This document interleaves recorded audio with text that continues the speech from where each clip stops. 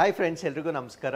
ಇವತ್ತಿನ ಪ್ರಚಲಿತ ಘಟನೆಗಳನ್ನು ಡಿಸ್ಕಸ್ ಮಾಡೋದಕ್ಕಿಂತ ಮುಂಚೆ ಸಮಾಜ ಕಲ್ಯಾಣ ಇಲಾಖೆ ವತಿಯಿಂದ ಇತ್ತೀಚೆಗಷ್ಟೇ KS ಪ್ರಿಲಿಮ್ಸಲ್ಲಿ ಪಾಸ್ ಆಗಿರ್ತಕ್ಕಂಥ SC ಆ್ಯಂಡ್ ST ಕಮ್ಯುನಿಟಿ ವಿದ್ಯಾರ್ಥಿಗಳಿಗಾಗಿ ಉಚಿತವಾಗಿ ಮುಖ್ಯ ಪರೀಕ್ಷೆಯ ತರಬೇತಿಯನ್ನು ನೀಡಲಾಗ್ತಾ ಇದೆ.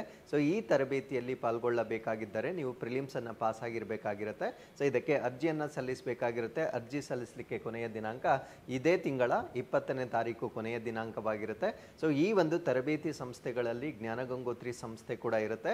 ಸೊ ಉತ್ತಮ ತರಬೇತಿಗಾಗಿ, ಸ್ಟಡಿ ಮೆಟೀರಿಯಲ್ಗಾಗಿ ಮತ್ತು ನಿಮ್ಮ ಮುಖ್ಯ ಪರೀಕ್ಷೆಗೆ ಸಂಬಂಧಪಟ್ಟಂತೆ ಅಣುಕು ಪರೀಕ್ಷೆಗಳನ್ನು ಕೂಡ ಕಂಡಕ್ಟ್ ಮಾಡಲಾಗುತ್ತೆ. ಅದ್ರ ಜೊತೆಗೆ ಸೊ ವ್ಯಾಲ್ಯೂಯೇಷನ್ ಮಾಡುವ ಮುಖಾಂತರ ಗೈಡೆನ್ಸನ್ನು ಕೂಡ ನೀಡಲಾಗುತ್ತೆ. ಸೊ ಈ ಎಲ್ಲ ಕಾಂಪೊನೆಂಟ್ಸ್ ಒಟ್ಟಿಗೆ ನೀವು ಜ್ಞಾನಗಂಗೋತ್ರಿ ಸಂಸ್ಥೆಯಿಂದ ಪಡೆಯಬಹುದಾಗಿರುತ್ತೆ. ಸೊ ನಿಮ್ಮ ಆಯ್ಕೆ ಜ್ಞಾನಗಂಗೋತ್ರಿ ಸಂಸ್ಥೆ ಆಗಿರಲಿ. ಸೊ ಇದಕ್ಕೆ ಸಂಬಂಧಪಟ್ಟಂತೆ ಇನ್ನೂ ಹೆಚ್ಚಿನ ಮಾಹಿತಿ ಬೇಕಾಗಿದ್ದಲ್ಲಿ ಸೊ ಇಲ್ಲಿ ಕಾಣ್ತಾ ಇರ್ತಕ್ಕಂಥ ಸಂಖ್ಯೆಗೆ ನೀವು ಕರೆ ಮಾಡ್ಬೋದಾಗಿರುತ್ತೆ. ಮತ್ತು ಅಪ್ಲೈ ಮಾಡಲಿಕ್ಕೆ ಬೇಕಾಗಿರ್ತಕ್ಕಂಥ ಲಿಂಕನ್ನು ಈ ಒಂದು ವಿಡಿಯೋದ ಕಮೆಂಟ್ಸಲ್ಲಿ ಪಿನ್ ಮಾಡಿರ್ತೇವೆ. ಸೊ ಅದರ ಮುಖಾಂತರ ನೀವು ಅಪ್ಲೈ ಮಾಡ್ಬೋದಾಗಿರುತ್ತೆ. ಸೊ ಇಷ್ಟು ಮಾಹಿತಿಯೊಂದಿಗೆ ಇವತ್ತಿನ ಪ್ರಚಲಿತ ಘಟನೆಗಳನ್ನು ಪ್ರಾರಂಭ ಮಾಡೋಣ. ಸೊ ಇದು 4 ಮತ್ತು 5ನೇ ಫೆಬ್ರವರಿ 2025ಕ್ಕೆ ಸಂಬಂಧಪಟ್ಟಿರ್ತಕ್ಕಂಥ ಅಪ್ಡೇಟ್ಸ್ ಆಗಿರುತ್ತೆ. ಸೊ ಇವತ್ತಿನ ಅಪ್ಡೇಟ್ಸನ್ನು ತಿಳಿಯೋದಕ್ಕಿಂತ ಮುಂಚೆ ಕಳೆದ ಸಂಚಿಕೆ 2 ಪ್ರಶ್ನೆಗಳ ಉತ್ತರಗಳು, ಪ್ರಶ್ನೆ ಸಂಖ್ಯೆ 1ಕ್ಕೆ ಆಪ್ಷನ್ ಸಿ ಮತ್ತು ಪ್ರಶ್ನೆ ಸಂಖ್ಯೆ 2ಕ್ಕೆ ಆಪ್ಷನ್ ಡಿ ಸರಿ ಉತ್ತರವಾಗಿರುತ್ತೆ. ಹಾಗಿದ್ರೆ ಇವತ್ತಿನ ಮೊದಲನೇ ಪ್ರಶ್ನೆಗೆ ಬರೋಣ. ಮಹದಾಯಿ ಯೋಜನೆಗೆ ಉದ್ದೇಶಿತ ಸ್ಥಳವು ಕರ್ನಾಟಕದ ಯಾವ ಜಿಲ್ಲೆಯಲ್ಲಿ ಬರುತ್ತದೆ? The proposed site for the Mahadayi project falls in which district of Karnataka?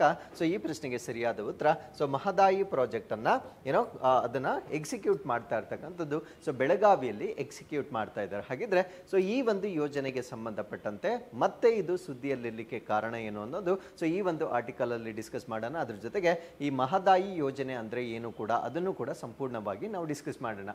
So ಇದು ಪ್ರಪ್ರಥಮವಾಗಿ ಯಾಕೆ ಸುದ್ದಿಯಲ್ಲಿದೆ ಅದು ನಮಗೆ ಗೊತ್ತಿರಬೇಕಾಗಿರುತ್ತೆ. ಸೊ ಅದ್ ರೀಸನ್ ಏನು ಅಂದ್ರೆ Mahadayi project central panel to inspect proposed site ಅಂದ್ರೆ ಕೇಂದ್ರ ಸರ್ಕಾರದಿಂದ ಈ ಮಹದಾಯಿ ಪ್ರಾಜೆಕ್ಟ್ ಅನ್ನ ಈಗ ಏನ್ ಪ್ರಪೋಸ್ ಮಾಡಿದ್ದಾರೆ ಸೊ ಅದನ್ನ ಇನ್ಸ್ಪೆಕ್ಟ್ ಮಾಡಿರುವ ಕಾರಣದಿಂದ ಸೊ ಈ ಒಂದು ಸುದ್ದಿ ಮತ್ತೊಮ್ಮೆ ನ್ಯೂಸ್ ಅಲ್ಲಿ ಇರ್ತಕ್ಕಂಥದ್ದನ್ನ ನಾವು ನೋಡ್ಬೋದಾಗಿರುತ್ತೆ. ಹಾಗಿದ್ರೆ ವಾಟ್ ಈಸ್ ಮಹದಾಯಿ ಪ್ರಾಜೆಕ್ಟ್ ಅನ್ನೋದನ್ನ ನಾವಿಲ್ಲಿ ಡಿಸ್ಕಸ್ ಮಾಡ್ತಾ ಬರೋಣ. ಇಲ್ಲಿ ನೋಡಿ, ಇದು ನಮ್ಮ ಕರ್ನಾಟಕದ ಸೊ ಈ ಪ್ಯಾಚ್ ಯೆಲ್ಲೋ ಪ್ಯಾಚ್ ಏನ್ ಕಾಣಿಸ್ತಾ ಇದೆ ಸೊ ಇದು ನಮ್ಮ ಕರ್ನಾಟಕದ ಬೆಳಗಾವಿ ಜಿಲ್ಲೆ ಆಗಿರುತ್ತೆ. ಸೊ ಈ ಬೆಳಗಾವಿ ಜಿಲ್ಲೆಯ ಈ ಕಡೆ ಇರ್ತಕ್ಕಂಥದ್ದು ಗೋವಾ. ಸೊ ಈ ವೈಟ್ ಪ್ಯಾಚ್ ಏನಿದೆ ಸೊ ಇದು ಗೋವಾಗೆ ಸಂಬಂಧಪಟ್ಟಿರ್ತಕ್ಕಂಥ ಲ್ಯಾಂಡ್ ಏರಿಯಾ ಆಗಿರುತ್ತೆ. ಸೊ ಇಲ್ಲಿ ನಾವು ಈ ಬ್ಲೂ ಕಲರ್ ಲೈನ್ ಅನ್ನ ನೀವೇನ್ ನೋಡ್ತಾ ಇದ್ದೀರಾ ಸೊ ಇದು ಮಹದಾಯಿ ರಿವರ್. ಸೊ ಇದು ಕರ್ನಾಟಕದ ಮುಖಾಂತರ ಗೋವಾಗೆ ಹರಿತಕ್ಕಂಥ ಒಂದು ನದಿ ಆಗಿರುತ್ತೆ. ಸೊ ಈ ಮಹದಾಯಿ ನದಿಗೆ ಕಳಸ ಮತ್ತೆ ಬಂಡೂರಿ ಸೊ 2 ಸ್ಮಾಲ್ ಸ್ಟ್ರೀಮ್ಸ್ಗಳನ್ನು ಅಥವಾ ನಾಲೆಗಳನ್ನ ನಾವು ನೋಡ್ಬೋದಾಗಿರುತ್ತೆ. ಸೊ ಈ ಕಳಸ ಆಗಿರ್ಬೋದು ಮತ್ತೆ ಬಂಡೂರಿ, ಇದು ಕಳಸ ಇದು ಬಂಡೂರಿ, ಈ 2 ನಾಲೆಗಳು ಏನ್ ಮಾಡುತ್ತೆ ಅಂದ್ರೆ ಸೊ ಮಹದಾಯಿಗೆ ಕನೆಕ್ಟ್ ಆಗಿರುವ ಕಾರಣದಿಂದ ಸೊ ಗೋವಾಗೆ ಬರ್ತಕ್ಕಂಥ ನೀರಿನ ಪ್ರಮಾಣದಲ್ಲಿ ಅದು ಹೆಚ್ಚಾಗುತ್ತೆ. ಸೊ ಇವಾಗ ಏನ್ ಮಾಡ್ತಾ ಇದ್ದಾರೆ ಅಂದ್ರೆ ಈ ಕಳಸ ಮತ್ತೆ ಬಂಡೂರಿ ಸ್ಟ್ರೀಮ್ಸ್ ಏನಿದಾವೆ ಸೊ ಇದನ್ನ ಮಲಪ್ರಭಾ ರಿವರ್ಗೆ ಕನೆಕ್ಟ್ ಮಾಡ್ತಾರೆ. ಇಲ್ಲಿ ನೋಡಿ, ಸೊ ಕಳಸವನ್ನ ಈ ಕಡೆಯಿಂದ ಮಲಪ್ರಭಾಗೆ, ಸೊ ಬಂಡೂರಿಯನ್ನ ಈ ಕಡೆಯಿಂದ ಮಲಪ್ರಭಾಗೆ ಕನೆಕ್ಟ್ ಮಾಡ್ತಾರೆ. ಸೊ ಅದರಿಂದ ಕರ್ನಾಟಕದ ಕೆಲವೊಂದು ಜಿಲ್ಲೆಗಳಿಗೆ ಸೊ ಈ ನೀರಿನ ಸಮಸ್ಯೆ ಅಂತಕ್ಕಂಥದ್ದನ್ನ ಬಗೆಹರಿಸಲಿಕ್ಕೆ ಸೊ ಪ್ರಪೋಸ್ ಮಾಡಿರ್ತಕ್ಕಂಥ ಒಂದು ಪ್ರಾಜೆಕ್ಟ್ ಆಗಿರುತ್ತೆ. ಬಟ್ ಗೋವಾ ಇದಕ್ಕೆ ಅಪೋಸ್ ಮಾಡ್ತಾ ಇದೆ. ಕಾರಣ ಏನು ಅಂದ್ರೆ ಸೊ ಈ ಕಳಸ ಮತ್ತು ಬಂಡೂರಿ ಮಹದಾಯಿಗೆ ಕನೆಕ್ಟ್ ಆಗಿರುವ ಕಾರಣದಿಂದ ಸೊ ಇದನ್ನ ಈ ಕಡೆಗೆ ಡೈವರ್ಟ್ ಮಾಡಿದ್ರೆ ಸೊ ಅವರಿಗೆ ಹೋಗಬೇಕಾಗಿರ್ತಕ್ಕಂಥ ನೀರು ಕಡಿಮೆ ಆಗುತ್ತೆ ಅನ್ನುವ ಕಾರಣದಿಂದ ಸೊ ಅವರು ಇದನ್ನ ಅಪೋಸ್ ಮಾಡ್ತಾ ಇದ್ದಾರೆ. ಅದ್ರ ಜೊತೆಗೆ ಅವರು ಎನ್ವೈರನ್ಮೆಂಟಲ್ ಕನ್ಸರ್ನ್ಸ್ ಅನ್ನು ಕೂಡ ಇದರಲ್ಲಿ ರೇಸ್ ಮಾಡಿರ್ತಕ್ಕಂಥದ್ದನ್ನ ನಾವು ನೋಡ್ಬೋದಾಗಿರುತ್ತೆ. ಸೊ ಇದನ್ನ ನಾವು ಮಹದಾಯಿ ಪ್ರಾಜೆಕ್ಟ್ ಅಂತ ಹೇಳ್ತೇವೆ. ಸೊ ಇದರ ಬಗ್ಗೆ ನಾವು ಇವತ್ತು ಸಂಪೂರ್ಣವಾಗಿ ಡಿಸ್ಕಸ್ ಮಾಡ್ತಾ ಬರೋಣ. ಸೊ ಮಹದಾಯಿ ಪ್ರಾಜೆಕ್ಟ್ ಇದಕ್ಕೆ ಇನ್ನೊಂದು ಹೆಸರು ಕೂಡ ಇದೆ. ಇದನ್ನ ನಾವು ಕಲಸಾ ಬಂಡೂರಿ ನಾಲಾ ಪ್ರಾಜೆಕ್ಟ್ ಅಂತ ಕರೀತೇವೆ. So this is the disputed project between Karnataka and Goa. Karnataka ಮತ್ತೆ ಗೋವಾ ನಡುವೆ ಇರತಕ್ಕಂಥ ಒಂದು ವಿವಾದಿತವಾಗಿರ್ತಕ್ಕಂಥ ನೀರಿಗೆ ಸಂಬಂಧಪಟ್ಟಿರ್ತಕ್ಕಂಥ ಒಂದು ವಿವಾದವಾಗಿರುತ್ತೆ. ಸೊ ರೀಸೆಂಟ್ಲಿ ಸೆಂಟ್ರಲ್ ಗವರ್ಮೆಂಟ್ ಇಂದ ಒಂದು ಪ್ಯಾನಲ್ ಬಂದು ಇದನ್ನ ಇನ್ಸ್ಪೆಕ್ಟ್ ಮಾಡಿರ್ತಾರೆ. ಸೊ ಆ ಪ್ಯಾನಲ್ ಅನ್ನ ನಾವೇನಂತ ಕರಿತೀವಿ ಅಂದ್ರೆ progressive river authority for water and harmony ಅಂತ ಹೇಳ್ತೇವೆ. ಇದು ಪ್ರಗತಿಶೀಲ ನೀರು ಮತ್ತು ಸಾಮರಸ್ಯ ಪ್ರಾಧಿಕಾರ ಅಂತ ಹೇಳ್ತೇವೆ. ಸೊ ಇವರು ಈ ಒಂದು ಪ್ರಪೋಸ್ಡ್ ಸೈಟ್ ಏನಿದೆ ಸೊ ಅದನ್ನ ಬಂದು ಇನ್ಸ್ಪೆಕ್ಟ್ ಮಾಡಿರ್ತಕ್ಕಂಥದ್ದನ್ನ ನಾವಿಲ್ಲಿ ನೋಡ್ಬೋದಾಗಿರುತ್ತೆ. ಸೊ ಈಗ ನಾವು ಮಹದಾಯಿ ಪ್ರಾಜೆಕ್ಟ್ ಬಗ್ಗೆ ಬೇಸಿಕ್ ಇನ್ಫಾರ್ಮೇಶನ್ ಅನ್ನ ತಿಳ್ಕೊಳ್ಳೋದಾದ್ರೆ ಸೊ ಇದು ಒಂದು ಡೈವರ್ಷನ್ ಪ್ರಾಜೆಕ್ಟ್ ಆಗಿರುತ್ತೆ. ಅಂದ್ರೆ ನೀರನ್ನ ನ್ಯಾಚುರಲ್ ಫ್ಲೋ ಏನಿರುತ್ತೆ ಸೊ ಅದರಿಂದ ಬೇರೆ ದಿಕ್ಕಿಗೆ ತಿರುಗಿಸ್ತಕ್ಕಂಥ ಒಂದು ಪ್ರಾಜೆಕ್ಟ್ ಆಗಿರುತ್ತೆ. ಸೊ ಏನಕ್ಕೋಸ್ಕರ ಇದನ್ನ ಮಾಡ್ತಾ ಇದ್ದಾರೆ ಅಂದ್ರೆ ಕರ್ನಾಟಕದ ಕೆಲವೊಂದು ಜಿಲ್ಲೆಗಳಲ್ಲಿ ವಾಟರ್ ಸ್ಕೇರ್ಸಿಟಿ ಅಂದ್ರೆ ನೀರಿನ ಅಭಾವ ಏನಿರುತ್ತೆ ಸೊ ಅದನ್ನ ಕಡಿಮೆ ಮಾಡ್ತಕ್ಕಂಥದ್ದು ಇದರ ಪ್ರಯತ್ನವಾಗಿರುತ್ತೆ. ಸೊ ಅದಾದ್ಮೇಲೆ ಈ ಒಂದು ಪ್ರಾಜೆಕ್ಟ್ ಏನಿದೆ ಸೊ ಈ ಒಂದು ಪ್ರಾಜೆಕ್ಟ್ ಅನ್ನ ಎಲ್ಲಿ ಮಾಡ್ತಾರೆ ಅಂದ್ರೆ to divert water from the Mahadayi river. So Mahadayi ರಿವರ್ನ ವಾಟರ್ ಅನ್ನ ಡೈವರ್ಟ್ ಮಾಡ್ತಕ್ಕಂಥದ್ದು ಇದರ ಉದ್ದೇಶವಾಗಿರುತ್ತೆ. ಸೊ ಮಹದಾಯಿ ನದಿಯನ್ನ ನಾವು ಮಾಂಡವಿ ಅಂತ ಕರಿತೇವೆ. ಅಂದ್ರೆ ಗೋವಾದಲ್ಲಿ ಇದನ್ನ ಮಾಂಡವಿ ಅಂತ ಕರಿತೇವೆ. ಸೊ ನಾವು ಕರ್ನಾಟಕದಲ್ಲಿ ಇದನ್ನ ಮಹದಾಯಿ ಅಂತ ಕರಿತೇವೆ. ಸೊ ಈ ಒಂದು ನೀರನ್ನ ಎಲ್ಲಿಗೆ ಡೈವರ್ಟ್ ಮಾಡ್ತಾರೆ ಅಂದ್ರೆ ಮಲಪ್ರಭಾ ರಿವರ್ ಬೇಸಿನ್ ಅಂದ್ರೆ ಕರ್ನಾಟಕದಲ್ಲಿರ್ತಕ್ಕಂಥ ಮಲಪ್ರಭಾ ಜಲಾನಯನ ಪ್ರದೇಶಕ್ಕೆ ನೀರನ್ನ ಡೈವರ್ಟ್ ಮಾಡಲಾಗುತ್ತೆ. ಸೊ ಇದನ್ನ ಹೇಗೆ ಡೈವರ್ಟ್ ಮಾಡ್ತಾರೆ ಅನ್ನೋದನ್ನ ನಾವು ಮ್ಯಾಪ್ ಅಲ್ಲಿ ಈಗಾಗಲೇ ನೋಡಿದ್ದೇವೆ. ಸೊ ಇದರಿಂದ ಆಗ್ತಕ್ಕಂಥ ಬೆನಿಫಿಟ್ ಏನು ಅಂದ್ರೆ ಇದು ಡ್ರಿಂಕಿಂಗ್ ವಾಟರ್ ಅಥವಾ ಕುಡಿಯುವ ನೀರನ್ನ ಒದಗಿಸ್ತಕ್ಕಂಥ ಒಂದು ಪ್ರಾಜೆಕ್ಟ್ ಆಗಿರುತ್ತೆ. ಸೊ ನಮ್ಮ ಕರ್ನಾಟಕದ ಯಾವ ಜಿಲ್ಲೆಗಳಿಗೆ ಡ್ರಿಂಕಿಂಗ್ ವಾಟರ್ ಸಿಗುತ್ತೆ ಅಂದ್ರೆ ಸೊ ಬೆಳಗಾವಿ, ಧಾರವಾಡ, ಬಾಗಲಕೋಟೆ ಮತ್ತೆ ಗದಗ್ ಜಿಲ್ಲೆಗಳಿಗೆ ಸೊ ಈ ಒಂದು ಪ್ರಾಜೆಕ್ಟ್ ನಿಂದ ಕುಡಿಯುವ ನೀರನ್ನ ಒದಗಿಸ್ತಕ್ಕಂಥ ಒಂದು ಯೋಜನೆ ಆಗಿರುತ್ತೆ. ಸೊ ಇದರ ಟೋಟಲ್ ಲೆಂತ್ ಎಷ್ಟಿರುತ್ತೆ ಅಂದ್ರೆ Mahadayi river flows 35 kilometres through Karnataka. ಅಂದ್ರೆ ನಮ್ಮ ಕರ್ನಾಟಕದಲ್ಲಿ ಮಹದಾಯಿ ನದಿ 35 ಕಿಲೋಮೀಟರ್ ಅದು ಫ್ಲೋ ಆಗುತ್ತೆ. ಅದಾದ್ಮೇಲೆ ಗೋವಾದಲ್ಲಿ ಅದು 82 ಕಿಲೋಮೀಟರ್ ಫ್ಲೋ ಆಗುತ್ತೆ. ಸೊ ಅದಾದ್ಮೇಲೆ ಅಲ್ಟಿಮೇಟ್ಲಿ ಇದು ಅರೇಬಿಯನ್ ಸೀಗೆ ಎಂಟಿ ಆಗ್ತಕ್ಕಂಥದ್ದನ್ನ ನಾವು ನೋಡ್ಬೋದಾಗಿರುತ್ತೆ. ಸೊ ಮಹದಾಯಿ ರಿವರ್ನ ಟ್ರಿಬ್ಯೂಟರೀಸ್ ಅಥವಾ ಅದರ ಉಪನದಿಗಳು ಯಾವುದು ಅಂತ ನಾವು ನೋಡೋದಾದ್ರೆ ಒಂದು ಕಳಸಾ ನಾಳ ಆಗಿರುತ್ತೆ, ಇನ್ನೊಂದು ಬಂಡೂರಿ ನಾಳ ಆಗಿರುತ್ತೆ, ಇನ್ನೊಂದು ಸರ್ಲಾ ನಾಳ ಆಗಿರುತ್ತೆ, ಅದಾದ್ಮೇಲೆ ಅಲ್ಟರ್ ನಾಳ ಮತ್ತೆ ಪೋಟಿ ನಾಳ ಅಂತ ಹೇಳ್ತೇವೆ. ಸೊ ಇವೆರಡನ್ನ ಇವಾಗ ಕಳಸಾ ನಾಳ ಮತ್ತೆ ಬಂಡೂರಿ ನಾಳ ಏನಿದೆ ಸೊ ಇದನ್ನ ಮಲಪ್ರಭಾಗೆ ಕನೆಕ್ಟ್ ಮಾಡ್ತಕ್ಕಂಥದ್ದನ್ನ ನಾವು ನೋಡ್ಬೋದಾಗಿರುತ್ತೆ. ಸೊ ಮಹದಾಯಿಗೆ ಕನೆಕ್ಟ್ ಆಗಿರ್ತಕ್ಕಂಥ ಈ ಎರಡು ಟ್ರಿಬ್ಯೂಟರೀಸ್ ಗಳನ್ನ ಮಹದಾಯಿಗೆ ಕನೆಕ್ಟ್ ಮಾಡ್ತಕ್ಕಂಥ ಮಲಪ್ರಭಾಗೆ ಕನೆಕ್ಟ್ ಮಾಡ್ತಕ್ಕಂಥದ್ದನ್ನ ನಾವು ನೋಡ್ಬೋದಾಗಿರುತ್ತೆ. ಸೊ ಇದಕ್ಕೆ ಆಬ್ವಿಯಸ್ಲಿ ಗೋವಾ ರಾಜ್ಯದವರು ಇದನ್ನ ಅಪೋಸ್ ಮಾಡ್ತಾ ಇದ್ದಾರೆ. ಕಾರಣ ಏನು ಅಂದ್ರೆ ಇಕೋಲಾಜಿಕಲ್ ಡ್ಯಾಮೇಜ್ ಆಗುತ್ತೆ. ಅಂದ್ರೆ instead of quoting directly that they will fall short of water ಅಂತ ಹೇಳೋದಕ್ಕಿಂತ ಸೊ ಅವರು ಪರಿಸರದ ಕಾಳಜಿಗಳನ್ನ ಇಲ್ಲಿ ಎಂಫಸೈಸ್ ಮಾಡ್ತಾ ಇರ್ತಕ್ಕಂಥದ್ದನ್ನ ನಾವು ನೋಡ್ಬೋದಾಗಿರುತ್ತೆ. ಸೊ ಇದಕ್ಕೆ it has reach the supreme court of India with both states presenting their cases. So ಪ್ರಸ್ತುತವಾಗಿ ಸೊ ಇದು ಸುಪ್ರೀಂ ಕೋರ್ಟ್ಗೆ ರೀಚ್ ಆಗಿರ್ತಕ್ಕಂಥದ್ದನ್ನ ನಾವಿಲ್ಲಿ ನೋಡ್ಬೋದಾಗಿರುತ್ತೆ. So with this let's get into question number 2. ಅಂತಾರಾಷ್ಟ್ರೀಯ ದೊಡ್ಡ ಬೆಕ್ಕು ಒಕ್ಕೂಟದ ಅಡಿಯಲ್ಲಿ ಎಷ್ಟು ದೊಡ್ಡ ಬೆಕ್ಕು ಪ್ರಭೇದಗಳನ್ನು ಸಂರಕ್ಷಣೆಗಾಗಿ ಗುರಿಯಾಗಿಸಲಾಗಿದೆ? How many big cat species are targeted for conservation under international big cat alliance? So international big cat alliance ಇದನ್ನ ನಮ್ಮ ಭಾರತ ದೇಶದ ಪ್ರಧಾನಮಂತ್ರಿಗಳು ಪ್ರಪೋಸ್ ಮಾಡಿರ್ತಕ್ಕಂಥ ಒಂದು ಒಕ್ಕೂಟವಾಗಿರುತ್ತೆ. ಇದು ಈಗ ಕಾರ್ಯರೂಪಕ್ಕೆ ಬರ್ತಾ ಇದೆ. ಸೊ ಹಾಗಿದ್ರೆ ಈ ಒಂದು ಒಕ್ಕೂಟದ ಅಡಿಯಲ್ಲಿ ಸೊ ಎಷ್ಟು ಬಿಗ್ ಕ್ಯಾಟ್ಸ್ ಅಥವಾ ದೊಡ್ಡ ಬೆಕ್ಕುಗಳನ್ನ ಸಂರಕ್ಷಣೆ ಮಾಡ್ತಕ್ಕಂಥದ್ದು ಇದರ ಗುರಿಯಾಗಿರುತ್ತೆ ಅನ್ನೋದು ನಮ್ಮ ಪ್ರಶ್ನೆ ಆಗಿದೆ. ಸೊ ಈ ಪ್ರಶ್ನೆಗೆ ಸರಿಯಾದ ಉತ್ತರ 7 ಬಿಗ್ ಕ್ಯಾಟ್ಸ್ ಅನ್ನ ಇದರ ಅಡಿಯಲ್ಲಿ ಪ್ರೊಟೆಕ್ಟ್ ಮಾಡ್ತಕ್ಕಂಥದ್ದನ್ನ ನಾವು ನೋಡ್ಬೋದಾಗಿರುತ್ತೆ. So this is very very important. ಆ 7 ಬಿಗ್ ಕ್ಯಾಟ್ಸ್ ಯಾವ್ದು ಅಂತ ಕೇಳ್ತಾರೆ.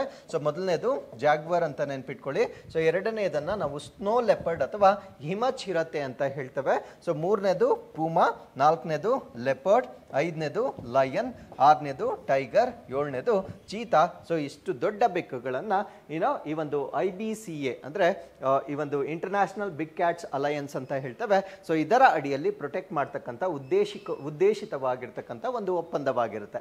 ಸೊ ಇದನ್ನ ನಾವೇನಂತ ಹೇಳ್ತೀವಿ ಅಂದ್ರೆ ಇಂಟರ್ನ್ಯಾಷನಲ್ ಬಿಗ್ ಕ್ಯಾಟ್ ಅಲಯನ್ಸ್ ಅಥವಾ ಅಂತಾರಾಷ್ಟ್ರೀಯ ದೊಡ್ಡ ಬೆಕ್ಕುಗಳ ಒಂದು ಒಕ್ಕೂಟ ಅಂತ ಹೇಳ್ತೇವೆ. ಸೊ ಇದನ್ನ ನಮ್ಮ ಭಾರತ ದೇಶದ ಪ್ರಧಾನಮಂತ್ರಿಗಳು ಏಪ್ರಿಲ್ 2023ರಲ್ಲಿ ಇದನ್ನ ಲಾಂಚ್ ಮಾಡಿರ್ತಾರೆ. ಸೊ ಇದು ಕಾರ್ಯರೂಪಕ್ಕೆ ಬಂದಿರತಕ್ಕಂಥದ್ದು. ಅಂದ್ರೆ it has officially came into force as a full fledged treaty based international organisation. ಇದು ಈಗ ಸಂಪೂರ್ಣವಾಗಿ ಕಾರ್ಯರೂಪಕ್ಕೆ ಬಂದಿರತಕ್ಕಂಥದ್ದನ್ನ ನಾವು ನೋಡ್ಬೋದಾಗಿರುತ್ತೆ. ಸೊ ಇದನ್ನ 2023ರಲ್ಲಿ ನಮ್ಮ ಭಾರತ ದೇಶದ ಪ್ರಧಾನಮಂತ್ರಿಗಳು ಲಾಂಚ್ ಮಾಡಿರ್ತಾರೆ. ಸೊ ಇದರ ಆಬ್ಜೆಕ್ಟಿವ್ ಏನು ಅಂದ್ರೆ so as I told you before 7 big cats ಗಳನ್ನ ಪ್ರೊಟೆಕ್ಟ್ ಮಾಡ್ತಕ್ಕಂಥದ್ದು. ಆ 7 ಬಿಗ್ ಕ್ಯಾಟ್ಸ್ ಯಾವ್ದು ಅಂತ ನಾವು ಆಲ್ರೆಡಿ ಡಿಸ್ಕಸ್ ಮಾಡಿದ್ದೇವೆ. ಸೊ ಇದರ ಹೆಡ್ ಕ್ವಾರ್ಟರ್ಸ್ ಎಲ್ಲಿರುತ್ತೆ ಅಂತ ಹೇಳಿದ್ರೆ ಸೊ ನಮ್ಮ ಭಾರತ ದೇಶದವರು ಇದನ್ನ ಲಾಂಚ್ ಮಾಡಿರುವ ಕಾರಣದಿಂದ ಸೊ ಇದು ನಮ್ಮ ಭಾರತ ದೇಶದಲ್ಲಿ ಕೇಂದ್ರ ಕೇಂದ್ರ ಕಚೇರಿಯನ್ನ ಹೊಂದಿರುತ್ತೆ. ಸೊ ಇದು ಕಾರ್ಯರೂಪಕ್ಕೆ ಬಂದಿರತಕ್ಕಂಥದ್ದು ಜನವರಿ 23, 2025ರಲ್ಲಿ ಕಾರ್ಯರೂಪಕ್ಕೆ ಬಂದಿರತಕ್ಕಂಥದ್ದನ್ನ ನಾವು ನೋಡಬಹುದಾಗಿರುತ್ತೆ. See it was launched or announced in 2023 but came into effect in this year, that is 2025 ಅಲ್ಲಿ. ಸೊ ಇದು ಕಾರ್ಯರೂಪಕ್ಕೆ ಬಂದಿರತಕ್ಕಂಥದ್ದನ್ನ ನಾವು ನೋಡಬಹುದಾಗಿರುತ್ತೆ. ಸೊ ಇದಕ್ಕೆ ರಾಟಿಫಿಕೇಶನ್ ಅಥವಾ ಅನುಮೋದನೆ ಮಾಡಿರ್ತಕ್ಕಂಥ ರಾಷ್ಟ್ರಗಳು ಇದುವರೆಗೂ ಅಂದ್ರೆ ಈ ಒಂದು ರಾಟಿಫಿಕೇಶನ್ ಗ್ರಾಜುಯಲಿ ಇನ್ಕ್ರೀಸ್ ಆಗ್ತಾನೆ ಇರುತ್ತೆ. ಸೊ ಪ್ರಸ್ತುತವಾಗಿ ಸೊ ಈ ಒಂದು ಒಕ್ಕೂಟಕ್ಕೆ ಅನುಮೋದನೆಯನ್ನ ಸೂಚಿಸಿರ್ತಕ್ಕಂಥ ರಾಷ್ಟ್ರಗಳು ಯಾವ್ದ್ಯಾವ್ದು ಅಂದ್ರೆ ಆಬ್ವಿಯಸ್ಲಿ ಇಂಡಿಯಾ ಇರುತ್ತೆ, ನಿಕಾರಾಗುವಾ, ಅದಾದ್ಮೇಲೆ ಎಸ್ವಾತಿನಿ, ಸೊಮಾಲಿಯಾ ಮತ್ತೆ ಲಿಬೇರಿಯಾ. ಸೊ ಇವು ಇದಕ್ಕೆ ಕನ್ಸೆಂಟ್ ಅಥವಾ ಅನುಮೋದನೆಯನ್ನ ಕೊಟ್ಟಿರ್ತಕ್ಕಂಥ ರಾಷ್ಟ್ರಗಳಾಗಿ ನಾವು ನೋಡಬಹುದಾಗಿರುತ್ತೆ. ಸೊ ಕೆಲವೊಂದು ರಾಷ್ಟ್ರಗಳು ಮೆಂಬರ್ಶಿಪ್ ಅನ್ನ ಪಡೆದುಕೊಂಡಿರ್ತವೆ, ಸೊ ಸದಸ್ಯತ್ವವನ್ನು ಪಡೆದುಕೊಂಡಿರ್ತವೆ. So 27 countries have consented to join including India. So Bharat ದೇಶವನ್ನ ಒಳಗೊಂಡಂತೆ 27 ರಾಷ್ಟ್ರಗಳು ಇದಕ್ಕೆ ಸದಸ್ಯರಾಗಲಿಕ್ಕೆ ಈಗ ಒಪ್ಪಿಗೆಯನ್ನ ಕೊಟ್ಟಿರ್ತಕ್ಕಂಥದ್ದನ್ನ ನಾವು ನೋಡಬಹುದಾಗಿರುತ್ತೆ. ಸೊ ಹಾಗಿದ್ರೆ ಈ ಒಂದು ಒಕ್ಕೂಟವನ್ನ ಮುನ್ನಡೆಸಲಿಕ್ಕೆ ಪಾರ್ಟ್ನರ್ಶಿಪ್ ಅಥವಾ ಪಾಲುದಾರಿಕೆಯನ್ನು ಮಾಡಿಕೊಳ್ಬೇಕಾಗಿರುತ್ತೆ. Several international and national organisations so will be partnering with IBCA. ಸಾಕಷ್ಟು ಅಂತಾರಾಷ್ಟ್ರೀಯ ಸಂಸ್ಥೆಗಳು ಮತ್ತು ಒಕ್ಕೂಟಗಳು ಸೊ ಇದರೊಂದಿಗೆ ಪಾರ್ಟ್ನರ್ಶಿಪ್ ಅನ್ನ ಮಾಡ್ಕೊಳ್ಳೋದನ್ನ ನಾವು ನೋಡಬಹುದಾಗಿರುತ್ತೆ. ಸೊ ಅದಾದ್ಮೇಲೆ ಯಾರ್ಯಾರು ಇದಕ್ಕೆ ಆಸ್ ಅ ಪಾರ್ಟ್ನರ್ ಸೇರ್ಕೊಳ್ತಾರೆ ಅನ್ನೋದನ್ನ ಸೊ ನಾವು ಮುಂದೆ ಡಿಸ್ಕಸ್ ಮಾಡೋಣ. ಸೊ ಇದರ ಸಿಗ್ನಿಫಿಕೆನ್ಸ್ ಏನು ಅಂದ್ರೆ ಸೊ ಇದರಿಂದ ಗ್ಲೋಬಲ್ ಕೊಲಾಬ್ರೇಷನ್ ಜಾಸ್ತಿ ಆಗುತ್ತೆ, ಅಂದ್ರೆ ಜಾಗತಿಕವಾಗಿ ಒಂದು ಕೊಲಾಬ್ರೇಷನ್ ಜಾಸ್ತಿ ಆಗುತ್ತೆ. ಸೊ ಇದರಿಂದ ಬಿಗ್ ಕ್ಯಾಟ್ಗಳ ಕನ್ಸರ್ವೇಷನ್ ಜಾಸ್ತಿ ಆಗುತ್ತೆ. ಸೊ ಅದಾದ್ಮೇಲೆ ಸಸ್ಟೈನಬಲ್ ಡೆವಲಪ್ಮೆಂಟ್ ಅಥವಾ ಸುಸ್ಥಿರ ಅಭಿವೃದ್ಧಿ ಕೂಡ ಹೆಚ್ಚಾಗೋದನ್ನ ನಾವು ನೋಡಬಹುದಾಗಿರುತ್ತೆ. ಸೊ ಅದಾದ್ಮೇಲೆ ಈ ಒಂದು ಪ್ರಾಣಿಗಳನ್ನ ಕ್ಲೈಮೇಟ್ ಚೇಂಜ್ ಅಥವಾ ಹವಾಮಾನ ಬದಲಾವಣೆಯಿಂದ ಆ ಪ್ರಾಣಿಗಳು ನಶಿಸಿ ಹೋಗೋದನ್ನ ಕಾಪಾಡಲಿಕ್ಕೆ ಸೊ ಈ ಒಂದು ಒಕ್ಕೂಟದ ಮುಖಾಂತರ ನಾವು ಪ್ರಯತ್ನಗಳನ್ನ ಮಾಡಬಹುದಾಗಿರುತ್ತೆ. So with this let's get into question number 3. ಭಾರತದ ಮೊದಲ ಬಿಳಿ ಹುಲಿ ಸಂತಾನೋತ್ಪತ್ತಿ ಕೇಂದ್ರವನ್ನು ಎಲ್ಲಿ ಸ್ಥಾಪಿಸಲು ಯೋಜಿಸಲಾಗಿದೆ? Where is the first white tiger breeding centre in India plan to be established? ಈ ಪ್ರಶ್ನೆಗೆ ಸರಿಯಾದ ಉತ್ತರ ನಮ್ಮ ಭಾರತ ದೇಶದ ಮೊಟ್ಟ ಮೊದಲ ಬಿಳಿ ಹುಲಿ ಸಂತಾನೋತ್ಪತ್ತಿ ಕೇಂದ್ರವನ್ನ ಮಧ್ಯಪ್ರದೇಶದಲ್ಲಿ ಸ್ಥಾಪನೆ ಮಾಡ್ತಕ್ಕಂಥ ನಿರ್ಧಾರವನ್ನ ತೆಗೆದುಕೊಂಡಿರ್ತಾರೆ. ಸೊ ಈ ಒಂದು ಚಿತ್ರದಲ್ಲಿ ನೀವು ವೈಟ್ ಟೈಗರ್ ಅನ್ನ ನೋಡಬಹುದಾಗಿರುತ್ತೆ. ಸೊ ಇದು one of the rarest species ಅಥವಾ ತುಂಬಾ ಅಪರೂಪವಾಗಿರ್ತಕ್ಕಂಥ ಒಂದು ಟೈಗರ್ ಆಗಿರೋದ್ರಿಂದ ಸೊ ಇದನ್ನ ಪ್ರೊಟೆಕ್ಟ್ ಮಾಡಲಿಕ್ಕೆ ಈಗ ನಿರ್ಧಾರಗಳನ್ನ ತೆಗೆದುಕೊಳ್ಳಲಾಗ್ತಾ ಇದೆ.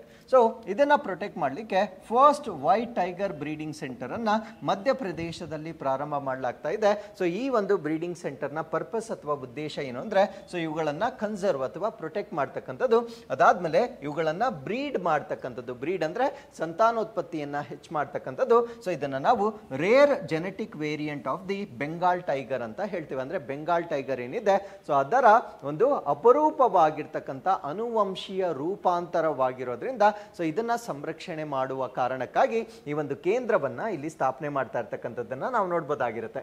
ಸೊ ಇದರ ಸಿಗ್ನಿಫಿಕೆನ್ಸ್ ಅಥವಾ ಮಹತ್ವ ಏನು ಅಂತ ನಾವು ನೋಡೋದಾದ್ರೆ ಸೊ ಇದರಿಂದ ಈ ವೈಟ್ ಟೈಗರ್ಸ್ ಪಾಪ್ಯುಲೇಷನ್ ಆಬ್ವಿಯಸ್ಲಿ ಜಾಸ್ತಿ ಆಗುತ್ತೆ. ಸೊ ಇದು ಪ್ರಸ್ತುತವಾಗಿ ಎಂಡೇಂಜರ್ಡ್ ಆಗಿರುತ್ತೆ, ಅಂದ್ರೆ ಅಳಿವಿನಂಚಿನಲ್ಲಿರ್ತಕ್ಕಂಥ ಒಂದು ಪ್ರಾಣಿ ಆಗಿರುತ್ತೆ.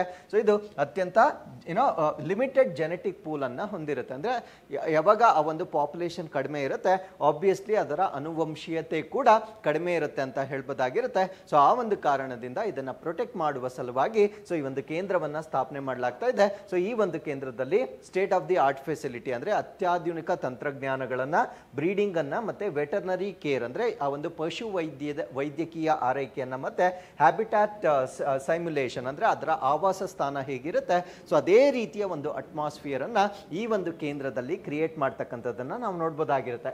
ಸೊ ಇದಕ್ಕೆ ಕೊಲಾಬ್ರೇಷನ್ ಆಗಿರ್ತಕ್ಕಂಥವ್ರು ಯಾರು ಅಂತ ಹೇಳಿದ್ರೆ ಗವರ್ನಮೆಂಟ್ ಅಂದ್ರೆ ಆ ಸ್ಟೇಟ್ ಗವರ್ನಮೆಂಟ್, ಮಧ್ಯಪ್ರದೇಶದ ರಾಜ್ಯ ಸರ್ಕಾರ, ವೈಲ್ಡ್ ಲೈಫ್ ಕನ್ಸರ್ವೇಷನ್ ಆರ್ಗನೈಸೇಷನ್ ಮತ್ತೆ ಕೆಲವೊಂದು ಎಕ್ಸ್ಪರ್ಟ್ಗಳು ಇದಕ್ಕೆ ಅಸೋಸಿಯೇಷನ್ ಆಗಿರ್ತಕ್ಕಂಥದ್ದನ್ನ ನಾವು ನೋಡಬಹುದಾಗಿರುತ್ತೆ. ಸೊ ಇದರಿಂದ ನಾವು ಏನನ್ನ ಎಕ್ಸ್ಪೆಕ್ಟ್ ಮಾಡ್ಬೋದು ಅಂದ್ರೆ ಈ ಒಂದು ಬ್ರೀಡಿಂಗ್ ಸೆಂಟರ್ ಇಂದ ನಾವು ಏನನ್ನ ನಿರೀಕ್ಷೆ ಮಾಡ್ಬೋದು ಅಂದ್ರೆ so it is expected to contribute to genetic diversity and long term survival of the white tigers. ಅಂದ್ರೆ as I told you before so ಇದು ಬೆಂಗಾಲ್ ಟೈಗರ್ ಇಂದ ಮಾಡಿಫೈ ಆಗಿರ್ತಕ್ಕಂಥ ಜೆನೆಟಿಕ್ ವೇರಿಯಬಿಲಿಟಿ ಆಗಿರುತ್ತೆ. ಸೊ ಇದನ್ನ ಪ್ರೊಟೆಕ್ಟ್ ಮಾಡೋದ್ರಿಂದ ಜೆನೆಟಿಕ್ ವೇರಿಯಬಿಲಿಟಿ ಆಬ್ವಿಯಸ್ಲಿ ಪ್ರೊಟೆಕ್ಟ್ ಆಗುತ್ತೆ. So ಅದರ ಜೊತೆಗೆ ಸೊ ಇದರ ಸಂತಾನೋತ್ಪತ್ತಿಯನ್ನ ಹೆಚ್ಚು ಮಾಡುವ ಮುಖಾಂತರ ವೈಟ್ ಟೈಗರ್ಸ್ ಅನ್ನ ಕಾಪಾಡ್ತಕ್ಕಂಥದ್ದು ಈ ಒಂದು ಸೆಂಟರ್ ಇಂದ ನಾವು ಎಕ್ಸ್ಪೆಕ್ಟ್ ಮಾಡಬಹುದಾಗಿರುತ್ತೆ. ಸೊ ವೈಟ್ ಟೈಗರ್ ಬಗ್ಗೆ ನಾವು ಡಿಸ್ಕಸ್ ಮಾಡೋದಾದ್ರೆ ಸೊ ಇದನ್ನ ರೇರ್ ಟೈಗರ್ ಅಂತ ನಮ್ಗೆ ಆಲ್ರೆಡಿ ಗೊತ್ತಾಯ್ತು, ಯಾಕಂದ್ರೆ ವೈಟ್ ಟೈಗರ್ಸ್ ಅನ್ನ ನಾವು ಸಾಮಾನ್ಯವಾಗಿ ಎಲ್ಲಾ ಕಡೆ ಕಾಣೋದಿಲ್ಲ. ಸೊ ಇದು ಅಪರೂಪವಾಗಿರ್ತಕ್ಕಂಥ ಒಂದು ಟೈಗರ್ ಆಗಿರುತ್ತೆ. ಸೊ ಇದು ಕ್ಯಾಪ್ಟಿವೇಟಿಂಗ್ ವೇರಿಯಂಟ್ ಅಂತ ಹೇಳ್ತೇವೆ. ಕ್ಯಾಪ್ಟಿವೇಟಿಂಗ್ ಅಂದ್ರೆ ಸೊ ಇದು ನಾರ್ಮಲ್ ವೈಲ್ಡ್ ಅಲ್ಲಿ ಇರೋದ್ರಿಂದ ಅಂದ್ರೆ ಕಾಡಿನಲ್ಲಿ ಇರುವುದಕ್ಕಿಂತ ಹೆಚ್ಚಾಗಿ ಇದು ಕ್ಯಾಪ್ಟಿವಿಟಿಯಲ್ಲಿ ಅಂದ್ರೆ ನಾವು ಎಲ್ಲಿ ಕೂಡಾಕಿ ಬೆಳೆಸ್ತೀವೋ ಅಥವಾ ಒಂದು ಪ್ರದೇಶದಲ್ಲಿ ಸೀಮಿತವಾಗಿ ಅದನ್ನ ಕಾಪಾಡ್ಕೊಳ್ತೇವೆ, ಸೊ ಆ ರೀತಿಯ ಪ್ರದೇಶಗಳಲ್ಲಿ ಹೆಚ್ಚಾಗಿ ಕಂಡು ಬರ್ತಕ್ಕಂಥ ಒಂದು ಪ್ರಾಣಿ ಆಗಿರುತ್ತೆ. ಸೊ ಇದು ಏನೋ ಬೆಂಗಾಲ್ ಟೈಗರ್ ನ ವೇರಿಯಂಟ್ ಆಗಿರುತ್ತೆ. ಸೊ ಇದು ಆಲ್ರೆಡಿ ನಿಮಗೆ ಗೊತ್ತಾಗಿದೆ. ಸೊ ಬಂಗಾಳದ ಹುಲಿ ಏನಿದೆ ಸೊ ಅದರ ಒಂದು ಮಾರ್ಪಾಡಾಗಿರ್ತಕ್ಕಂಥ ಅಥವಾ ಜೆನೆಟಿಕಲಿ ಮಾರ್ಪಾಡಾಗಿರ್ತಕ್ಕಂಥ ಒಂದು ಟೈಗರ್ ಅಂತ ನಾವು ಇದನ್ನ ಕನ್ಸಿಡರ್ ಮಾಡಬಹುದಾಗಿರುತ್ತೆ. ಸೊ ಇದನ್ನ ಯಾಕೆ ನಾವು ವೈಟ್ ಟೈಗರ್ ಅಂತ ಹೇಳ್ತೇವೆ? ಸೊ ಅದರ ಮೇಲೆ ವೈಟ್ ಫರ್ ಅನ್ನ ನಾವು ನೋಡ್ಬೋದಾಗಿರುತ್ತೆ. ಅಂದ್ರೆ ಅದರ ಮೇಲೆ ಏನೋ ರೋಮಗಳೇನಿರುತ್ತೆ ಸೊ ಅದು ಬಿಳಿಯ ಬಣ್ಣದಲ್ಲಿರ್ತಕ್ಕಂಥದ್ದನ್ನ ನಾವು ನೋಡ್ಬೋದಾಗಿರುತ್ತೆ. ಸೊ ಅದರ ಮೇಲೆ ಕಪ್ಪು ಬಣ್ಣ ಬ್ಲ್ಯಾಕ್ ಅಥವಾ ಡಾರ್ಕ್ ಬ್ರೌನ್ ಆಗಿರ್ತಕ್ಕಂಥ ಸ್ಟ್ರೈಪ್ಸ್ ಗಳು ಅಥವಾ ಪಟ್ಟೆಗಳನ್ನ ಹೊಂದಿರತಕ್ಕಂಥ ಸೊ ಟೈಗರ್ ಆಗಿ ನಾವು ಇದನ್ನ ಕನ್ಸಿಡರ್ ಮಾಡಬಹುದಾಗಿರುತ್ತೆ. ಸೊ ಇದರ ಜೆನೆಟಿಕ್ಸ್ ಅಥವಾ ತಳಿಶಾಸ್ತ್ರವನ್ನ ನಾವು ಅರ್ಥ ಮಾಡ್ಕೊಳ್ಳೋದಾದ್ರೆ the white coloration is due to the recessive gene that affects the pigmentation. ಅಂದ್ರೆ ಪಿಗ್ಮೆಂಟೇಷನ್ ಅಂದ್ರೆ ಅದರ ದೇಹದ ಬಣ್ಣಕ್ಕೆ ಸಂಬಂಧಪಟ್ಟಿರ್ತಕ್ಕಂಥ ಒಂದು ಪದವಾಗಿರುತ್ತೆ. ಸೊ ಇದು ಯಾಕೆ ವೈಟ್ ಆಗಿ ಅದರ ಬಣ್ಣವನ್ನ ಹೊಂದಿರುತ್ತೆ ಅಂದ್ರೆ ಅದು ತನ್ನಲ್ಲಿರ್ತಕ್ಕಂಥ ಒಂದು ಜೀನ್ ಅಥವಾ ವಂಶವಾಹಿ ಇದಕ್ಕೆ ಕಾರಣವಾಗಿರುತ್ತೆ. ಸೊ ಆ ಒಂದು ವಂಶವಾಹಿಯನ್ನ ನಾವು ರೆಸೆಸಿವ್ ಅಂತ ಕರಿತೇವೆ. ರೆಸೆಸಿವ್ ಅಂದ್ರೆ ದುರ್ಬಲವಾಗಿರ್ತಕ್ಕಂಥ ಒಂದು ವಂಶವಾಹಿ ಆಗಿರುತ್ತೆ. ಸೊ ಯಾಕಿದು ದುರ್ಬಲವಾಗಿರುತ್ತೆ ಅಂತ ಹೇಳಿದ್ರೆ ಸೊ ಇದು ಬೆಂಗಾಲ್ ಟೈಗರ್ ನ ಒಂದು ಮಾಡಿಫೈಡ್ ವರ್ಷನ್ ಆಗಿರುತ್ತೆ. ಸೊ ಆಬ್ವಿಯಸ್ಲಿ ಬೆಂಗಾಲ್ ಟೈಗರ್ ಅಂತಕ್ಕಂಥದ್ದು ಅದು ಡಾಮಿನೆಂಟ್ ಜೀನ್ ಆಗಿರುತ್ತೆ. ಸೊ ಅದರಲ್ಲಿರ್ತಕ್ಕಂಥ ಒಂದು ವೀಕೆಸ್ಟ್ ಜೀನ್ ಅನ್ನ ನಾವೇನಂತ ಕರಿತೀವಿ ಅಂದ್ರೆ ರೆಸೆಸಿವ್ ಜೀನ್ ಅಂತ ಹೇಳ್ತೇವೆ. ಸೊ ಯಾವ್ದು ರೆಸೆಸಿವ್ ಜೀನ್ ಇರುತ್ತೆ ಆಬ್ವಿಯಸ್ಲಿ ಅದರ ಪಾಪ್ಯುಲೇಷನ್ ಸ್ವಲ್ಪ ಕಡಿಮೆ ಇರುತ್ತೆ. ಯಾವ್ದು ಡಾಮಿನೆಂಟ್ ಜೀನ್ ಇರುತ್ತೆ ಆಬ್ವಿಯಸ್ಲಿ ಅದರ ಪಾಪ್ಯುಲೇಷನ್ ಜಾಸ್ತಿ ಇರುತ್ತೆ. ಸೊ ಬೆಂಗಾಲ್ ಟೈಗರ್ಸ್ ಅನ್ನ ನಾವು ಜಾಸ್ತಿ ನೋಡ್ಬೋದಾಗಿರುತ್ತೆ. ಸೊ ಅದರ ಒಂದು ಜೆನೆಟಿಕ್ ವೇರಿಯಂಟ್ ಆಗಿರ್ತಕ್ಕಂಥ ವೈಟ್ ಟೈಗರ್ ಅನ್ನ ನಾವು ಹೆಚ್ಚಾಗಿ ನೋಡ್ಲಿಕ್ಕೆ ಸಾಧ್ಯವಾಗೋದಿಲ್ಲ. ಬಿಕಾಸ್ ಆ ವೈಟ್ ಕಲರ್ ಅನ್ನ ಕಾಸ್ ಮಾಡ್ತಕ್ಕಂಥ ಜೀನ್ ಏನಾಗಿರುತ್ತೆ ರೆಸೆಸಿವ್ ಅಥವಾ ದುರ್ಬಲವಾಗಿರ್ತಕ್ಕಂಥದ್ದನ್ನ ನಾವು ನೋಡ್ಬೋದಾಗಿರುತ್ತೆ. ಸೊ ದುರ್ಬಲವಾಗಿದ್ರೆ ಯಾಕೆ ಅದರ ಪಾಪ್ಯುಲೇಷನ್ ಜಾಸ್ತಿ ಆಗಲ್ಲ? ಕಾರಣ ಏನಂದ್ರೆ ಯಾವ ಒಂದು ಕ್ಯಾರೆಕ್ಟರ್ ದುರ್ಬಲವಾಗಿರ್ತಕ್ಕಂಥ ಜೀನ್ ಅಥವಾ ವಂಶವಾಹಿನಿಯಿಂದ ಬರುತ್ತೆ ಆ ಒಂದು ಕ್ಯಾರೆಕ್ಟರ್ ಅಥವಾ ಜೀನ್ ಏನಿರುತ್ತೆ ಸೊ ಅದು ಮೇಲ್ ಆನಿಮಲ್ ಇಂದ ಕೂಡ ಶೇರ್ ಆಗಬೇಕು, ಫಿಮೇಲ್ ಆನಿಮಲ್ ಇಂದ ಕೂಡ ಶೇರ್ ಆದ್ರೆ ಮಾತ್ರ ಸೊ ಅದು ತನ್ನ ಆಫ್ ಸ್ಪ್ರಿಂಗ್ಸ್ ಏನಿರುತ್ತೆ ಅಥವಾ ತನ್ನ ಮರಿಗಳೇನಿರುತ್ತೆ ಸೊ ಅಲ್ಲಿ ಅದರ ಕ್ಯಾರೆಕ್ಟರ್ ಅನ್ನ ನಾವು ನೋಡ್ಬೋದಾಗಿರುತ್ತೆ. ಸಪೋಸ್ ಆ ಒಂದು ಜೀನ್ ಕೇವಲ ಮೇಲಿಂದ ಮಾತ್ರ ಟ್ರಾನ್ಸ್ಫರ್ ಆಗಿ ಫಿಮೇಲ್ ಇಂದ ಟ್ರಾನ್ಸ್ಫರ್ ಆಗಿಲ್ಲ ಅಂದ್ರೆ ಸೊ ಆ ಒಂದು ಲಕ್ಷಣವನ್ನ ನಾವು ಮರಿಗಳಲ್ಲಿ ನೋಡ್ಲಿಕ್ಕೆ ಸಾಧ್ಯವಾಗೋದಿಲ್ಲ. And vice Versa female transfer ಮಾಡಿ ಮೇಲ್ ಟ್ರಾನ್ಸ್ಫರ್ ಮಾಡಿಲ್ಲ ಅಂದ್ರೂ ಕೂಡ ಆ ಒಂದು ಲಕ್ಷಣವನ್ನ ನಾವು ತನ್ನ ಆಫ್ ಸ್ಪ್ರಿಂಗ್ಸ್ ಗಳಲ್ಲಿ ನೋಡ್ಲಿಕ್ಕೆ ಸಾಧ್ಯವಾಗೋದಿಲ್ಲ. ಬಟ್ ಡಾಮಿನೆಂಟ್ ಜೀನ್ ಅಂತ ಒಂದು ಬರುತ್ತೆ, ಅಂದ್ರೆ ಪ್ರಬಲವಾದ ವಂಶವಾಹಿ ಅಂತ ಬರುತ್ತೆ. ಸೊ ಅದು ಈದರ್ ಮೇಲ್ ಆರ್ ಫಿಮೇಲ್ ಅಥವಾ ಪುರುಷನ ಕಡೆಯಿಂದ ಅಥವಾ ಆ ಒಂದು ಸ್ತ್ರೀ ಕಡೆಯಿಂದ ಆ ಒಂದು ಕ್ಯಾರೆಕ್ಟರ್ ಬಂದಾಗ ಒಂದು ಕಡೆಯಿಂದ ಬಂದ್ರು ಸಾಕು ಆ ಒಂದು ಗುಣ ಆಫ್ ಸ್ಪ್ರಿಂಗ್ಸ್ ಗಳಲ್ಲಿ ಅಥವಾ ಮರಿಗಳಲ್ಲಿ ಅದು ಕಾಣಿಸಿಕೊಳ್ಳುತ್ತೆ. ಸೊ ಆ ರೀತಿಯ ವಂಶವಾಹಿನಿಯನ್ನ ನಾವೇನಂತ ಕರಿತೀವಿ ಅಂದ್ರೆ ಡಾಮಿನೆಂಟ್ ಜೀನ್ ಅಂತ ಹೇಳ್ತೇವೆ. ಹಾಗಿದ್ರೆ ಈ ಒಂದು ವೈಟ್ ಟೈಗರ್ ಏನಿದೆ ಸೊ ಆ ಒಂದು ಗುಣವನ್ನ ನೀಡ್ತಕ್ಕಂಥ ವಂಶವಾಹಿ ಅಂತಕ್ಕಂಥದ್ದು ರೆಸೆಸಿವ್ ಅಂತಕ್ಕಂಥದ್ದು ನಿಮ್ಗೆ ಗೊತ್ತಿರಬೇಕಾಗಿರುತ್ತೆ. ಸೊ ಅದು ರೆಸೆಸಿವ್ ಆಗಿರೋದ್ರಿಂದ ಬೋತ್ ದ ಪೇರೆಂಟ್ಸ್ ಅಂದ್ರೆ ಇಬ್ಬರು ಪೋಷಕರು ಶೇರ್ ಮಾಡಿದರೆ ಮಾತ್ರ ಸೊ ಅದು ಮಕ್ಕಳಲ್ಲಿ ಕಂಡು ಬರ್ತಕ್ಕಂಥದ್ದನ್ನ ನಾವಿಲ್ಲಿ ನೋಡ್ಬೋದಾಗಿರುತ್ತೆ. ಸೊ ಇದರ ಆರಿಜಿನ್ ಅಂದ್ರೆ ಇದರ ಮೂಲವನ್ನ ನಾವು ಡಿಸ್ಕಸ್ ಮಾಡೋದಾದ್ರೆ it was first recorded white tiger in the Rewa. So Rewa ಅಂತಕ್ಕಂಥದ್ದು ಮಧ್ಯಪ್ರದೇಶದಲ್ಲಿರ್ತಕ್ಕಂಥ ಒಂದು ಪ್ರದೇಶವಾಗಿರುತ್ತೆ. ಸೊ ಮೊಟ್ಟ ಮೊದಲ ಬಾರಿಗೆ 1951ರಲ್ಲಿ ಮಧ್ಯಪ್ರದೇಶದ ರೇವಾದಲ್ಲಿ ಮೊಟ್ಟ ಮೊದಲ ಬಾರಿಗೆ ಈ ಒಂದು ವೈಟ್ ಟೈಗರ್ ದಾಖಲಾಗಿರ್ತಕ್ಕಂಥದ್ದನ್ನ ನಾವು ನೋಡ್ಬೋದಾಗಿರುತ್ತೆ. ಸೊ ಇದು ಈ ಒಂದು ವೈಟ್ ಟೈಗರ್ ಏನಿದೆ ಸೊ ಇದಕ್ಕೆ ಮೋಹನ್ ಅಂತ ಹೆಸರಿಟ್ಟಿದ್ದಾರೆ. ಸೊ ಈ ಒಂದು ಮೋಹನ್ ಏನಿದೆ ಸೊ ಇದರಿಂದ ಸಾಕಷ್ಟು ಪ್ರೋಜಿನೇಟರ್ಸ್ ಅಂದ್ರೆ ಸಾಕಷ್ಟು ಮರಿಗಳು ಸೊ ತದನಂತರ ಹುಟ್ಟಿರ್ತಕ್ಕಂಥದ್ದನ್ನ ನಾವಿಲ್ಲಿ ನೋಡ್ಬೋದಾಗಿರುತ್ತೆ. ಸೊ ಇದನ್ನ ಸಾಮಾನ್ಯವಾಗಿ ಸೆರೆಯಲ್ಲಿ ಅಂದ್ರೆ ಕ್ಯಾಪ್ಟಿವಿಟಿಯಲ್ಲಿ ಕಾಪಾಡ್ತಕ್ಕಂಥದ್ದನ್ನ ನಾವಿಲ್ಲಿ ಗಮನಿಸಬಹುದಾಗಿರುತ್ತೆ. ಸೊ ಇದರ ಹ್ಯಾಬಿಟ್ಯಾಟ್ ಅಥವಾ ಆವಾಸ ಸ್ಥಾನ ಹೇಗಿರುತ್ತೆ ಅಂತ ನಾವು ನೋಡೋದಾದ್ರೆ so as I told you before ಸಾಮಾನ್ಯವಾಗಿ ಇದು ಕ್ಯಾಪ್ಟಿವಿಟಿಯಲ್ಲಿ ಇರುತ್ತೆ, ಅಂದ್ರೆ ಸೆರೆಯಲ್ಲಿ ಕಾಪಾಡ್ತಕ್ಕಂಥ ಒಂದು ಟೈಗರ್ ಆಗಿರುತ್ತೆ. ಸೊ ಇದು ಒಂದು ಯುನಿಕ್ ಕಲರೇಷನ್ ಪಾಪ್ಯುಲೇಷನ್ ಆಗಿರೋದ್ರಿಂದ ಇದಕ್ಕೆ ತುಂಬಾ ಥ್ರೆಟ್ ಇರುತ್ತೆ. ಬಿಕಾಸ್ ಪ್ರಿಡೇಟರ್ಸ್ ಮತ್ತೆ ಪೋಚರ್ಸ್ ಅಂದ್ರೆ ಕಳ್ಳ ಬೇಟೆ ಮಾಡ್ತಕ್ಕಂಥವ್ರು ಇದನ್ನ ಹೆಚ್ಚಾಗಿ ಟಾರ್ಗೆಟ್ ಮಾಡುವ ಕಾರಣದಿಂದ ಸೊ ಇದನ್ನ ಕ್ಯಾಪ್ಟಿವಿಟಿಯಲ್ಲಿ ಕಾಪಾಡ್ತಾ ಇರ್ತಕ್ಕಂಥದ್ದನ್ನ ನಾವಿಲ್ಲಿ ನೋಡ್ಬೋದಾಗಿರುತ್ತೆ. So with this let's get into question number 4. Mount ತಾರಾನಾಕಿಗೆ ಕಾನೂನುಬದ್ಧ ವ್ಯಕ್ತಿತ್ವವನ್ನ ನೀಡುವ ಹೆಗ್ಗುರಿತು ನಿರ್ಧಾರವನ್ನ ಯಾವ ದೇಶದಲ್ಲಿ ತೆಗೆದುಕೊಳ್ಳಲಾಗಿದೆ? In which country was the landmark decision made to grant legal personhood to Mount Taranaki? So Mount Taranaki ಯಾವ ದೇಶದಲ್ಲಿದೆ ಅದು ನಮ್ಮ ಪ್ರಶ್ನೆ ಆಗಿರುತ್ತೆ. ಸೊ ಇದು ಯಾಕೆ ಸುದ್ದಿಯಲ್ಲಿದೆ ಅಂತ ನಾವು ಹೇಳೋದಾದ್ರೆ ಇದಕ್ಕೆ ಈಗ ಲೀಗಲ್ ಪರ್ಸನ್ಹುಡ್ ಸ್ಟೇಟಸ್ ಅನ್ನ ಕೊಟ್ಟಿರ್ತಾರೆ. ಸೊ ಲೀಗಲ್ ಪರ್ಸನ್ಹುಡ್ ಸ್ಟೇಟಸ್ ಅನ್ನ ಕೊಟ್ಟಿರ್ತಾರೆ. ಫಸ್ಟ್ ನಾನು ಲೀಗಲ್ ಪರ್ಸನ್ಹುಡ್ ಅಥವಾ ಕಾನೂನುಬದ್ಧ ವ್ಯಕ್ತಿತ್ವ ಅಂದ್ರೆ ಏನು ಅಂತ ಎಕ್ಸ್ಪ್ಲೇನ್ ಮಾಡ್ತೀನಿ. It is very simple. So ನಮಗೆ ಹೇಗೆ ನಮ್ಮ ಸಂವಿಧಾನದಲ್ಲಿ ನಮಗೆ ಒಂದು ರೈಟ್ಸ್ ಅಥವಾ ಹಕ್ಕುಗಳನ್ನ ಕೊಟ್ಟಿರುತ್ತೆ, ಸೊ ಅದೇ ರೀತಿ ಈ ಒಂದು ಪ್ರದೇಶಕ್ಕೂ ಕೂಡ ಒಂದು ಹಕ್ಕನ್ನ ಕೊಟ್ಟಿರ್ತಾರೆ. ಆ ಹಕ್ಕನ್ನ ಸೊ ಅದು ನಾನ್ ಲಿವಿಂಗ್ ಥಿಂಗ್ ಅಲ್ವಾ, ಆ ಹಕ್ಕನ್ನ ಪಡೆದುಕೊಂಡು ಅದೇನ್ ಮಾಡುತ್ತೆ ಅಂತ ನಮಗೆ ಕ್ವೆಶನ್ ಬರುತ್ತೆ.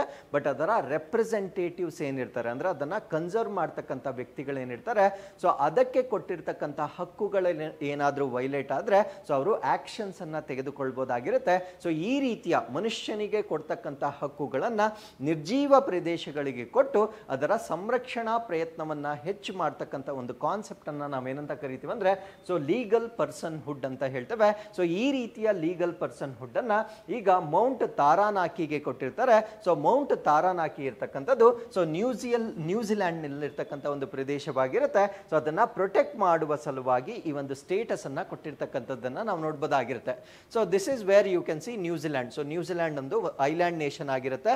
ಸೊ ಈ ಐಲ್ಯಾಂಡ್ ಅನ್ನ ಮೇಜರ್ ಆಗಿ ಎರಡು ಪಾರ್ಟ್ಸ್ ಆಗಿ ನಾವು ಬ್ರೇಕ್ ಮಾಡ್ತೇವೆ. ಒಂದನ್ನ ನಾರ್ತ್ ಐಲ್ಯಾಂಡ್ ಅಂತ ಹೇಳ್ತೇವೆ, ಇನ್ನೊಂದನ್ನ ಸೌತ್ ಐಲ್ಯಾಂಡ್ ಅಂತ ಹೇಳ್ತೇವೆ. ಇನ್ನೂ ಒಂದು ಸ್ಮಾಲ್ ಪೀಸ್ ಸಪರೇಟ್ ಆಗಿರುತ್ತೆ, ಇದನ್ನ ನಾವು ಸ್ಟೀವರ್ಟ್ ಐಲ್ಯಾಂಡ್ ಅಂತ ಹೇಳ್ತೇವೆ. ಸೊ ನಾವಿವಾಗ ಡಿಸ್ಕಸ್ ಮಾಡ್ತಾ ಇರ್ತಕ್ಕಂಥ ಮೌಂಟ್ ತಾರಾನಾಕಿ ಅಂತಕ್ಕಂಥದ್ದು ಇಲ್ಲಿ ಸೊ ನಾರ್ತ್ ಐಲ್ಯಾಂಡ್ ನ ಕೊನೆಯಲ್ಲಿ ಅಥವಾ ಈ ಲೋಯೆಸ್ಟ್ ಪಾರ್ಟ್ ಅಲ್ಲಿ ಸೊ ಇದು ಬರ್ತಕ್ಕಂಥದ್ದನ್ನ ನಾವು ನೋಡಬಹುದಾಗಿರುತ್ತೆ. ಸೊ ಇದಕ್ಕೆ ಈಗ ಲೀಗಲ್ ಪರ್ಸನ್ಹುಡ್ ಅನ್ನ ಕೊಟ್ಟು ಅದನ್ನ ಪ್ರೊಟೆಕ್ಟ್ ಮಾಡ್ತಕ್ಕಂಥ ಪ್ರಯತ್ನಗಳು ಮಾಡ್ತಾ ಇರೋದನ್ನ ನಾವಿಲ್ಲಿ ನೋಡಬಹುದಾಗಿರುತ್ತೆ. ಸೊ ಈ ಒಂದು ನ್ಯೂಜಿಲ್ಯಾಂಡ್ ನ ಈ ಕಡೆ ಅಂದ್ರೆ ಈಸ್ಟ್ ಕಡೆ ಈಸ್ಟ್ ಕಡೆ ನಾವು ತಾಸ್ಮೆನ್ ಸಿ ಅನ್ನ ನಾವು ವೆಸ್ಟ್ ಕಡೆ ನಾವು ತಾಸ್ಮೆನ್ ಸಿ ಅನ್ನ ನೋಡಬಹುದಾಗಿರುತ್ತೆ. ಸೊ ಈ ಕಡೆ ನಾವು ಸೌತ್ ಪೆಸಿಫಿಕ್ ಓಷನ್ ಅನ್ನ ನಾವು ನೋಡಬಹುದಾಗಿರುತ್ತೆ. So New Zealand granted legal personhood to Mount ತಾರಾನಾಕಿಗೆ ಈಗ ಲೀಗಲ್ ಪರ್ಸನ್ಹುಡ್ ಅನ್ನ ಗ್ರಾಂಟ್ ಮಾಡಿರುತ್ತೆ. So similar move for Whanganui river. So ಇನ್ನು ಇದೇ ರೀತಿಯ ಒಂದು ನಿರ್ಧಾರವನ್ನ ಅಲ್ಲಿ ಇರ್ತಕ್ಕಂಥ ವಾಂಗನುಯಿ ನದಿಗೂ ಕೊಟ್ಟಿರ್ತಾರೆ. ಸೊ ಅದಾದ್ಮೇಲೆ ಉರಿವ್ಯಾರ, ಸೊ ಇದು ಫಾರ್ಮರ್ ನ್ಯಾಷನಲ್ ಪಾರ್ಕ್ ಆಗಿರುತ್ತೆ, ಅಂದ್ರೆ ಹಿಂದೆ ರಾಷ್ಟ್ರೀಯ ಉದ್ಯಾನವಾಗಿರ್ತಕ್ಕಂಥ ಉರೇವೆರಾಗೆಗೂ ಕೂಡ ಇದೇ ರೀತಿಯ ಸ್ಟೇಟಸ್ ಅನ್ನ ಕೊಟ್ಟಿರ್ತಾರೆ. ಅಂದ್ರೆ 3 ಪ್ರದೇಶಗಳಿಗೆ ಲೀಗಲ್ ಪರ್ಸನ್ಹುಡ್ ಅನ್ನ ಕೊಟ್ಟಿರ್ತಕ್ಕಂಥದ್ದನ್ನ ನಾವು ನೋಡಬಹುದಾಗಿರುತ್ತೆ. ಸೊ ಇದರ ಸಿಗ್ನಿಫಿಕೆನ್ಸ್ ಏನು ಅಂದ್ರೆ ಈ ಒಂದು ಪ್ರದೇಶಗಳಿಗೆ ರೈಟ್ಸ್ ಅಥವಾ ಹಕ್ಕುಗಳನ್ನ ನೀಡಲಾಗುತ್ತೆ, ರೆಸ್ಪಾನ್ಸಿಬಿಲಿಟೀಸ್ ಅಥವಾ ಜವಾಬ್ದಾರಿಗಳು, ಲೀಗಲ್ ಸ್ಟ್ಯಾಂಡಿಂಗ್ ಅಂದ್ರೆ ಕಾನೂನುಬದ್ಧವಾಗಿರ್ತಕ್ಕಂಥ ಒಂದು ಸ್ಥಾನಮಾನವನ್ನ ನೀಡಲಾಗುತ್ತೆ. ಸೊ ಇದರಿಂದ ಆಗ್ತಕ್ಕಂಥ ಬೆನಿಫಿಟ್ ಏನು ಅಂದ್ರೆ ensures mountains protection for future generations, ಅಂದ್ರೆ ಮುಂದಿನ ಪೀಳಿಗೆಗಳಿಗೆ ಸೊ ಈ ಒಂದು ಮೌಂಟೇನ್ ಅನ್ನ ಸಂರಕ್ಷಣೆ ಮಾಡಲಿಕ್ಕೆ ಸೊ ಈ ರೀತಿಯ ಸ್ಥಾನಮಾನ ಬೆನಿಫಿಟ್ ಆಗ್ತಕ್ಕಂಥದ್ದನ್ನ ನಾವಿಲ್ಲಿ ಗಮನಿಸಬಹುದಾಗಿರುತ್ತೆ. ಸೊ ಇದಕ್ಕೆ ಯಾಕೆ ಇಷ್ಟು ಹೆಚ್ಚಿನ ಪ್ರಾಮುಖ್ಯತೆನ ಯಾಕೆ ಕೊಡ್ತಾ ಇದ್ದಾರೆ ಅಂದ್ರೆ ಸೊ ಇದಕ್ಕೆ ಕಲ್ಚರಲ್ ಇಂಪಾರ್ಟೆನ್ಸ್ ಕೂಡ ಇದೆ, ಅಂದ್ರೆ ಸಾಂಸ್ಕೃತಿಕ ಮಹತ್ವ ಕೂಡ ಇದೆ. ಆ ಸಾಂಸ್ಕೃತಿಕ ಮಹತ್ವ ಏನು ಅಂದ್ರೆ ಸೊ ಅಲ್ಲಿರ್ತಕ್ಕಂಥ ಒಂದು ಕಮ್ಯುನಿಟಿ, ಆ ಕಮ್ಯುನಿಟಿಯನ್ನ ನಾವೇನಂತ ಕರಿತೀವಿ ಅಂದ್ರೆ ಮಾವೋರಿ ಕಮ್ಯುನಿಟಿ ಅಂತ ಹೇಳ್ತೇವೆ. ಸೊ ಅಲ್ಲಿರ್ತಕ್ಕಂಥ ಒಂದು ಬುಡಕಟ್ಟು ಜನಾಂಗ ಮಾವೋರಿ ಟ್ರೈಬ್ ಆಗಿರ್ತಾರೆ. ಸೊ ಪರ್ಟಿಕ್ಯುಲರ್ಲಿ ಆ ಟ್ರೈಬ್ ಅಲ್ಲಿ ಒಂದು ತಾರಾನಾಕಿ ಇವಿ ಅಂತ ನಾವೇನ್ ಹೇಳ್ತೇವೆ. So they have deep spiritual and cultural connection with the mountain. So ಈ ಒಂದು ಬೆಟ್ಟದೊಂದಿಗೆ ಆಳವಾಗಿರ್ತಕ್ಕಂಥ ಆಧ್ಯಾತ್ಮಿಕ ಮತ್ತು ಸಾಂಸ್ಕೃತಿಕ ಸಂಪರ್ಕವನ್ನ ಹೊಂದಿರತಕ್ಕಂಥ ಮಾವೋರಿ ಬುಡಕಟ್ಟು ಜನಾಂಗದವರನ್ನ ಕೂಡ ನಾವಿಲ್ಲಿ ನೋಡಬಹುದಾಗಿರುತ್ತೆ. ಸೊ ಈ ಒಂದು ರೆಕಗ್ನಿಷನ್ ಏನಿದೆ it acknowledges the cultural and spiritual beliefs of the Maori people, ಅಂದ್ರೆ ಅಲ್ಲಿರ್ತಕ್ಕಂಥ ಮಾವೋರಿ ಬುಡಕಟ್ಟು ಜನಾಂಗ ಏನಿದೆ ಸೊ ಅವರ ಸಾಂಸ್ಕೃತಿಕ ಮತ್ತು ಆಧ್ಯಾತ್ಮಿಕ ನಂಬಿಕೆಗಳನ್ನ ಸೊ ಒಪ್ಪಿಕೊಳ್ತಾ ಇರ್ತಕ್ಕಂಥದ್ದನ್ನ ಸೊ ಈ ಒಂದು ರೆಕಗ್ನಿಷನ್ ನಾವಿಲ್ಲಿ ಕನ್ಸಿಡರ್ ಮಾಡಬಹುದಾಗಿರುತ್ತೆ. ಸೊ ಇದರ ಮ್ಯಾನೇಜ್ಮೆಂಟ್ ಮತ್ತೆ ಗಾರ್ಡಿಯನ್ಶಿಪ್ ಅಥವಾ ಪಾಲನೆಯನ್ನ ಯಾರು ಮಾಡ್ತಾ ಇದ್ದಾರೆ ಅಂದ್ರೆ so it is managed by representatives from the local Maori tribes and the government, ಅಂದ್ರೆ ಈ ಮಾವೋರಿ ಬುಡಕಟ್ಟು ಜನಾಂಗದ ಪ್ರತಿನಿಧಿಗಳು ಮತ್ತೆ ಸರ್ಕಾರದಿಂದ ಇದನ್ನ ನೋಡ್ಕೊಳ್ತಾ ಇರೋದು ಅಥವಾ ನಿರ್ವಹಣೆ ಮಾಡ್ತಾ ಇರ್ತಕ್ಕಂಥದ್ದನ್ನ ನಾವು ನೋಡ್ಬೋದಾಗಿರುತ್ತೆ. ಸೊ ಈ ಒಂದು ಲೀಗಲ್ ಫ್ರೇಮ್ ವರ್ಕ್ ಏನಿದೆ, so mountains care and guardianship, so ಆ ಒಂದು ಬೆಟ್ಟಕ್ಕೆ ಬೇಕಾಗಿರ್ತಕ್ಕಂಥ ಆರೈಕೆ ಮತ್ತೆ ಸೊ ಅದರ ಪಾಲನೆಯನ್ನ ಈ ಒಂದು ಪರ್ಸನ್ ಹುಡ್ ಇಂದ ಇನ್ನೂ ಕೂಡ ಹೆಚ್ಚು ಮಾಡ್ತಕ್ಕಂಥದ್ದನ್ನ ನಾವು ನೋಡ್ಬೋದಾಗಿರುತ್ತೆ.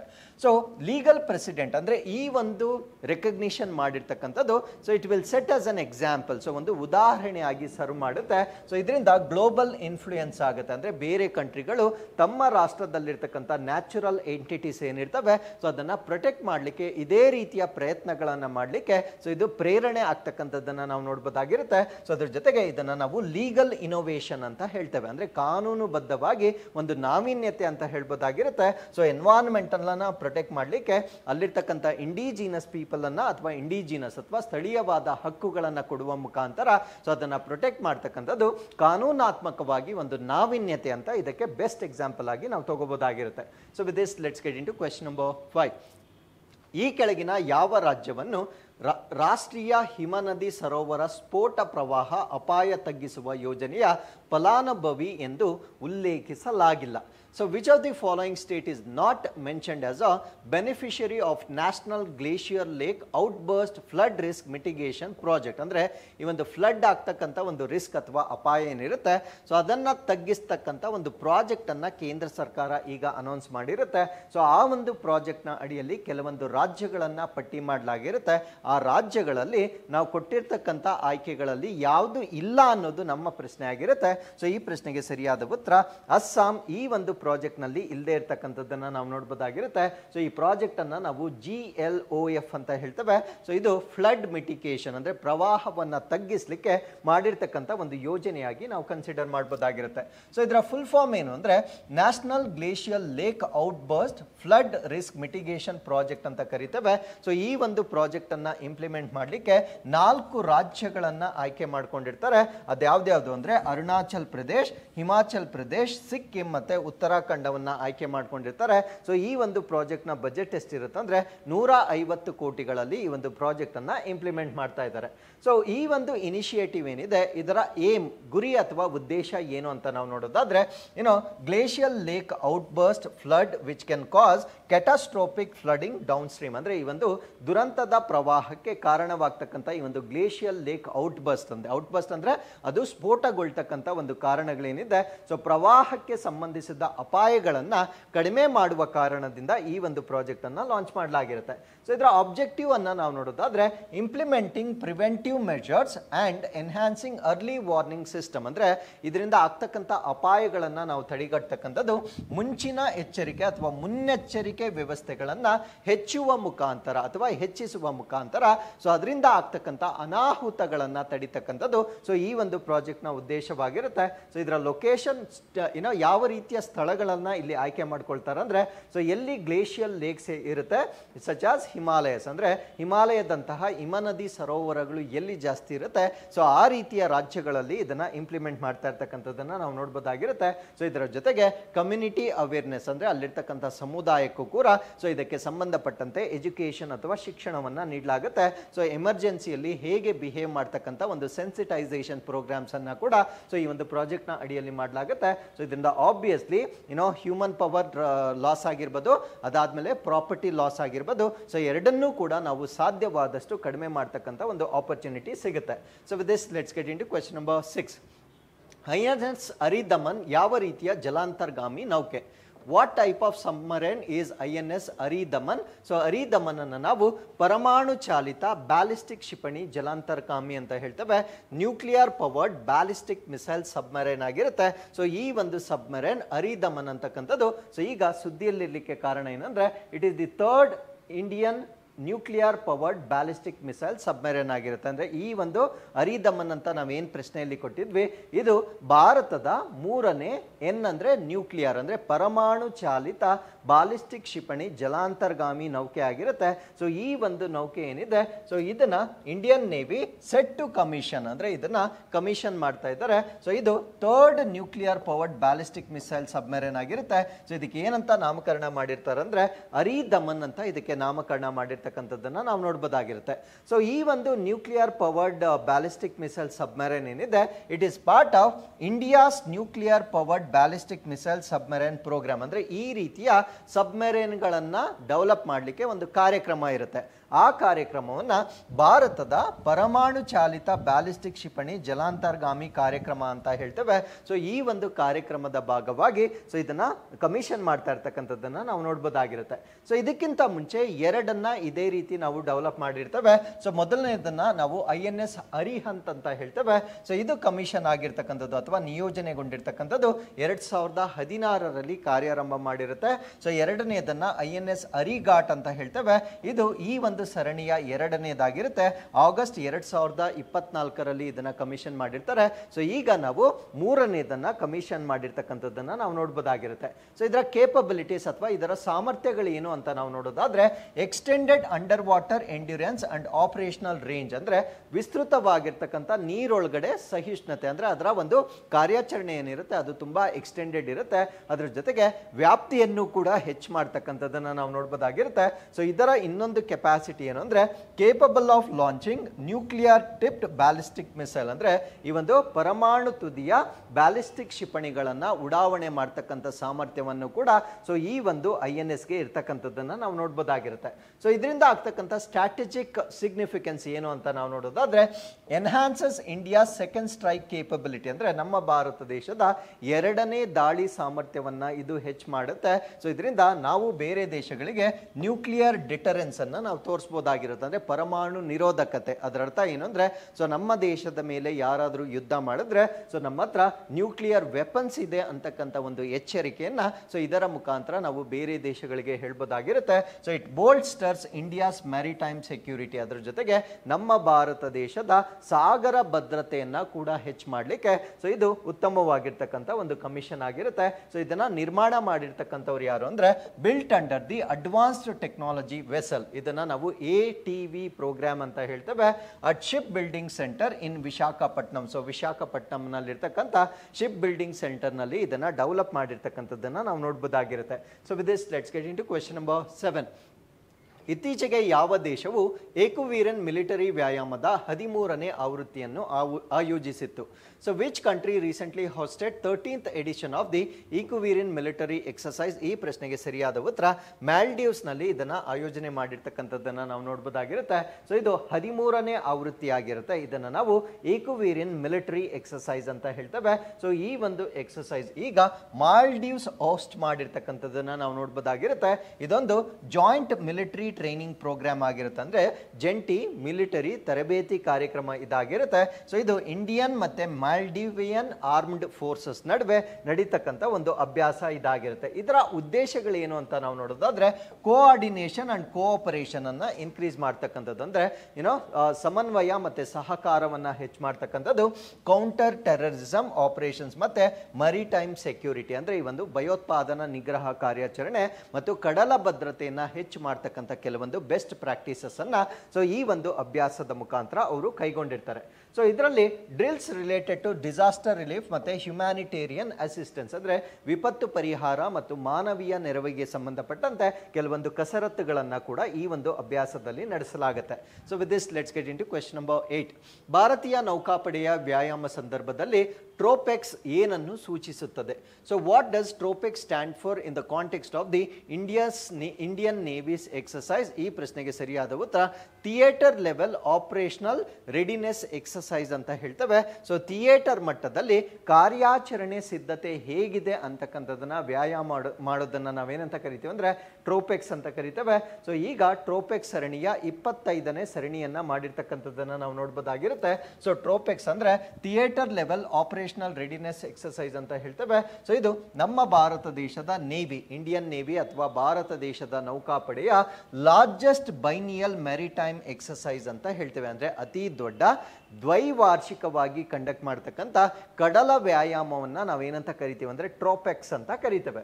ಸೊ ಇದರಲ್ಲಿ ಪಾರ್ಟಿಸಿಪೇಟ್ ಮಾಡ್ತಕ್ಕಂಥವ್ರು ಯಾರು ಅಂದರೆ ಇಂಡಿಯನ್ ನೇವಿ ಭಾರತ ದೇಶದ ನೌಕೆ, ಇಂಡಿಯನ್ ಆರ್ಮಿ ಭಾರತ ದೇಶದ ಸೇನೆ, ಇಂಡಿಯನ್ ಏರ್ಫೋರ್ಸ್ ಅಥವಾ ಭಾರತ ದೇಶದ ವಾಯುಪಡೆ, ಅದಾದಮೇಲೆ ಇಂಡಿಯನ್ ಕೋಸ್ಟ್ ಗಾರ್ಡ್ ಅಥವಾ ಭಾರತ ದೇಶದ ಕರಾವಳಿ ಕಾವಲು ಪಡೆ ಎಲ್ಲರೂ ಕೂಡ ಇದರಲ್ಲಿ ಪಾರ್ಟಿಸಿಪೇಟ್ ಮಾಡ್ತಕ್ಕಂಥದ್ದನ್ನು ನಾವು ನೋಡ್ಬೋದಾಗಿರುತ್ತೆ.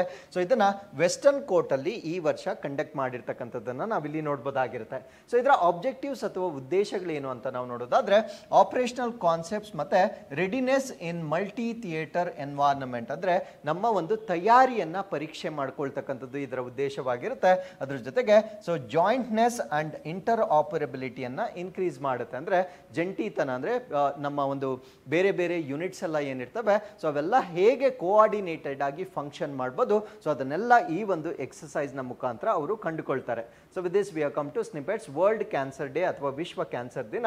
ಸೊ ಈ ಒಂದು ದಿನವನ್ನ ಫೆಬ್ರವರಿ 4ನೇ ತಾರೀಕು ಆಚರಣೆ ಮಾಡಲಾಗುತ್ತೆ. ಸೊ ಈ ವರ್ಷದ ಥೀಮ್ ಏನಾಗಿರುತ್ತೆ ಅಂದ್ರೆ ಯುನೈಟೆಡ್ ಬೈ ಯೂನಿಕ್, ಅಂದ್ರೆ ಯುನೈಟೆಡ್ ಬೈ ಯೂನಿಕ್ ಅಂತಕ್ಕಂಥದ್ದು ಈ ವರ್ಷದ ಥೀಮ್ ಆಗಿರುತ್ತೆ. ಸೊ ಇದನ್ನ ಫಸ್ಟ್ ಅಬ್ಸರ್ವ್ ಮಾಡಿರ್ತಕ್ಕಂಥದ್ದು 2000ನೇ ಇಸ್ವಿಯಲ್ಲಿ ಇದನ್ನ ಫಸ್ಟ್ ಅಬ್ಸರ್ವ್ ಮಾಡಿರ್ತಾರೆ. ಸೊ ಆ ಒಂದು ವರ್ಷದ ವಿಶೇಷತೆ ಏನು ಅಂತ ನಾವು ನೋಡೋದಾದ್ರೆ so during world summit against the cancer for the new millennium in Paris, ಅಂದ್ರೆ ಪ್ಯಾರಿಸ್ ನಲ್ಲಿ ಹೊಸ ಸಹಸ್ರಮಾನದ ಕ್ಯಾನ್ಸರ್ ವಿರುದ್ಧದ ವಿಶ್ವ ಶೃಂಗಸಭೆ ನಡೆದಿರುತ್ತೆ. ಸೊ ಆ ಒಂದು ಸಂದರ್ಭದಲ್ಲಿ ಈ ಒಂದು ದಿನವನ್ನ ಮೊಟ್ಟ ಮೊದಲ ಬಾರಿಗೆ ಅಡಾಪ್ಟ್ ಮಾಡ್ಕೊಂಡಿರ್ತಕ್ಕಂಥದ್ದನ್ನ ನಾವು ನೋಡ್ಬೋದಾಗಿರುತ್ತೆ. ಸೊ ಆ ಸಮಯದಲ್ಲಿ ಒಂದು ಚಾರ್ಟರ್ ಅನ್ನ ಸೈನ್ ಮಾಡ್ತಾರೆ. ಆ ಚಾರ್ಟರ್ ಅನ್ನು ನಾವು ಪ್ಯಾರಿಸ್ ಚಾರ್ಟರ್ ಎಗೇನ್ಸ್ಟ್ ಕ್ಯಾನ್ಸರ್ ಅಂತ ಹೇಳ್ತೇವೆ. ಸೊ ಕ್ಯಾನ್ಸರ್ ಅನ್ನ ಪ್ರಿವೆಂಟ್ ಮಾಡಲಿಕ್ಕೆ ಒಂದು ಚಾರ್ಟರ್ ಅನ್ನ ಆ ಸಮಯದಲ್ಲಿ ಸಹಿ ಹಾಕಲಾಗಿರುತ್ತೆ. ಹಾಗಿದ್ರೆ ಕ್ಯಾನ್ಸರ್ಗೆ ಪ್ರಸ್ತುತವಾಗಿ ಲಭ್ಯವಿರತಕ್ಕಂಥ ಚಿಕಿತ್ಸೆಗಳನ್ನ ನಾವು ನೋಡೋದಾದ್ರೆ ಸರ್ಜರಿ, ಶಸ್ತ್ರಚಿಕಿತ್ಸೆ ಮಾಡಬಹುದಾಗಿರುತ್ತೆ, ರೇಡಿಯೇಷನ್ ಥೆರಪಿ ಅಥವಾ ವಿಕಿರಣ ಚಿಕಿತ್ಸೆ, ಕೀಮೋಥೆರಪಿ ಮಾಡ್ಬೋದು, ಇಮ್ಯುನೋಥೆರಪಿ ಮಾಡ್ಬೋದು, ಟಾರ್ಗೆಟೆಡ್ ಥೆರಪಿ ಮತ್ತೆ ಹಾರ್ಮೋನ್ ಥೆರಪಿಯನ್ನ ಪ್ರಸ್ತುತವಾಗಿ ಈ ಒಂದು ಕಾಯಿಲೆಗೆ ನಾವು ಟ್ರೈ ಮಾಡಬಹುದಾಗಿರುತ್ತೆ. ಸೊ ಇಲ್ಲಿಗೆ ಸೊ ಇವತ್ತಿನ ಎಲ್ಲ ಅಪ್ಡೇಟ್ಸ್ ಕಂಪ್ಲೀಟ್ ಆಗಿರುತ್ತೆ. So with this we have come to inquest challenge number 814. So you can just pause the video here, go through the questions and give the answer. So this is question number 1 and this is question number 2. So ಇಲ್ಲಿಗೆ ಇವತ್ತಿನ ಎಲ್ಲ updates complete ಆಗಿರುತ್ತೆ. So next updates ನೊಂದಿಗೆ ನಾನು ನಿಮ್ಮನ್ನ ಭೇಟಿ ಆಗ್ತೇನೆ. So ಅಲ್ಲಿವರೆಗೂ keep reading, take care of your selves and thank you very much for watching this.